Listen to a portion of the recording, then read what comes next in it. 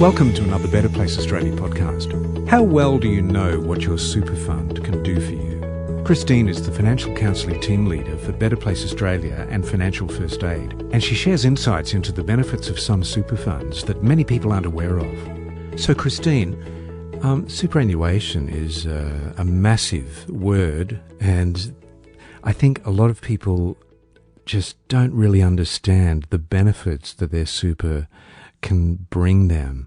Are you able to shed some light on just some real benefits that people may not know about? Oh, absolutely. So firstly, being a financial counsellor, we're not financial advisors. So that's a bit of a caveat that I feel I need to put out there, is that we don't recommend super funds, and we don't recommend particular like wealth creation scenarios, but there are some really rock solid benefits to having an interest in your super fund. And probably let's go to the first one, which would be the insurance products that are within a super fund. Yep. Often they're a default setting when someone starts a new job, you get into a new super fund, there's some default settings. It's always worth understanding what are those settings for that particular fund, and looking at your own personal circumstances, like if you have a mortgage, if you were to stop work, would you want an income protection insurance policy in place? Yeah. So you can then purchase units, and you can look at the value that would pay if you were to, say, fall ill and not be able to work. It's not for job loss. It's for other circumstances around usually illness, incapacity. Yeah. So, if you've got a mortgage to pay, you might want income protection of, say, $2,000 a month or something. So knowing that there is a product within your super fund that helps if you suddenly have some sort of incapacity and you still need to pay the bills. And the cost of that insurance would come out of their super, so they wouldn't really miss it, if you could say it that way? Yes, the cost is out of the super fund. So, it's not actually out of your personal banking account. It's actually wrapped up within the super fund. Yeah, good one. And what was the next insurance tip you were saying? The other insurance product that is usually available within a super fund is called total and permanent disablement. There could be a death benefit associated with it too. So TPD is what we generally refer to it as. And if somebody does have, it can range from falling down the steps at the back of your house and unfortunately suffering a life-altering event to, say, a motor vehicle accident even. And I know TAC takes care of motor vehicle accident injuries, but also your superannuation can do the same. So if you suffer some sort of catastrophic event where it is impossible to return to the job that you had, doesn't mean you'll never work again, but the job that you had, it's possible to make a claim on your total and permanent disablement. And some of those payouts are very significant and can provide huge relief. By the way, you can actually claim on that, for example, and it's not nice to talk about, difficult things, but say a terminal illness diagnosis. Yeah. You can access the super, that TPD and your super for that reason. And I did speak some time ago, I spoke to someone who had a terminal illness and was inquiring about what could they do to protect their young family in their absence. And so we talked about the super, and off he went and started that claim process so that the mortgage would be paid, everything would be taken care of, and it could happen before he went into really intensive treatment and, hospice care. Okay. What's another great benefit? So people have found themselves without a job for a period of time, and this is the category that most people are aware of, and that's accessing a once-off payment from superannuation for up to $10,000 under financial hardship. Right. Now, people are most aware of this one because during the COVID period, the federal government allowed people to access their superannuation twice in a 12-month period instead of the usual once in 12-month period. And that's tax-free? No.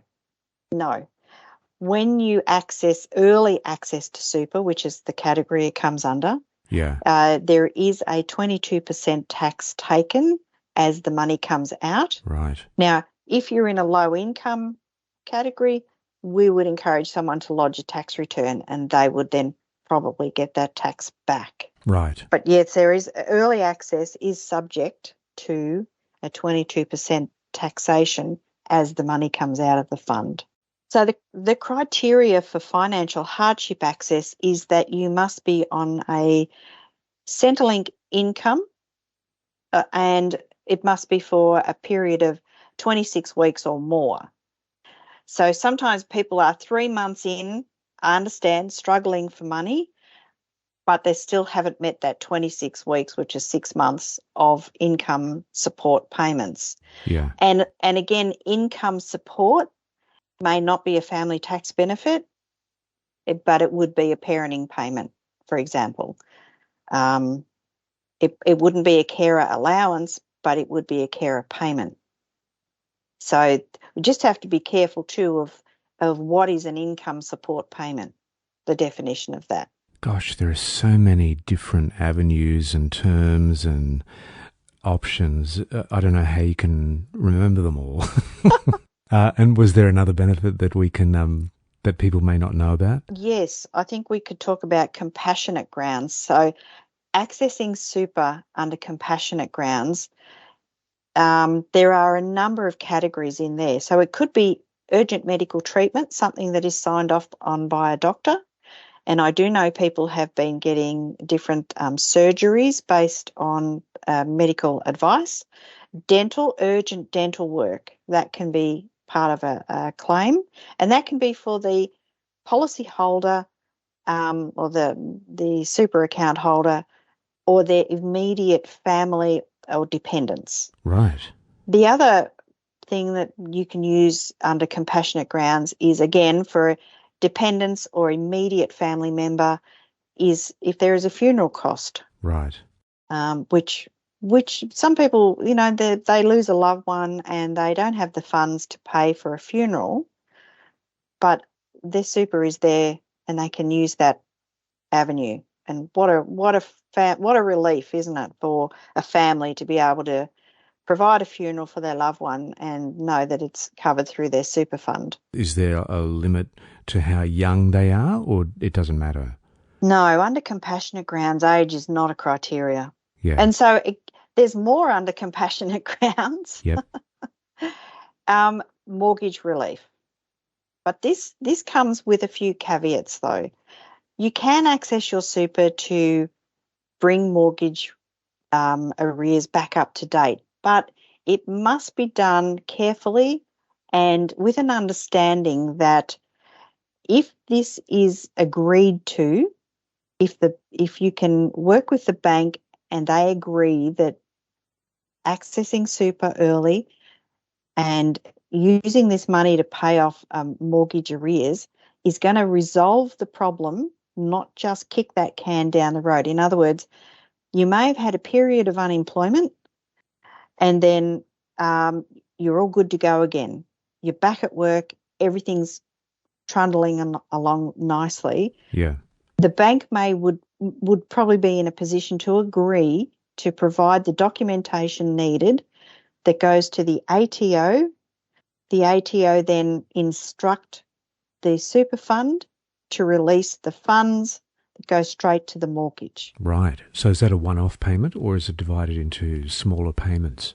No, it's a one-off big payment and it's made up of there are a number of things it's made up of. I won't go into that. But the general rule with accessing super under compassionate grounds for mortgage or council rate relief is that there is perhaps been pending legal action or at least once the arrears are paid and it can be managed ongoing. That's where some people do probably a lot of people understand that they can use their super to bring their mortgage arrears up to date, but the bank may not support that application because their circumstances haven't improved to a point where once the arrears are dealt with, they can continue on with normal contract payments. Yeah, right. So one of our role in this is if we have a client with mortgage arrears and they are wanting to access their super, we will do a financial assessment to see whether or not